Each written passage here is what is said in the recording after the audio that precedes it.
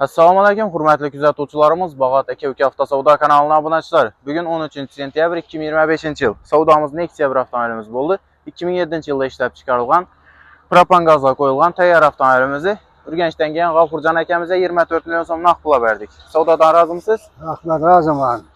Tilak istaklaringiz bo'lsa. Rahmat, shu Bag'at avto aka-ukalar savdosi yaxshi, juda arzon narxda qo'yganlarni aksiyada qo'yibdilar, qimmat emas. Galaylar, men roziman. Mashina turishi yaxshi, sostaniyasi ham yaxshi, yomon emas. Rahmat aka-ukalarning avtomarketga. Rahmat, ishonch uchun, tanlov uchun. Bizdan bundan ham yaxshi mashinalarni Yaxshi, berdik. Do'stlar, kuzatamiz sotgan mashinamiz. Bo'ladi. 2007-yilda ishlab chiqarilgan, propan gazga qo'yilgan, chexol polik, yumshoq pololar ham tayyor avtomobilimizni Urganchga sotdik.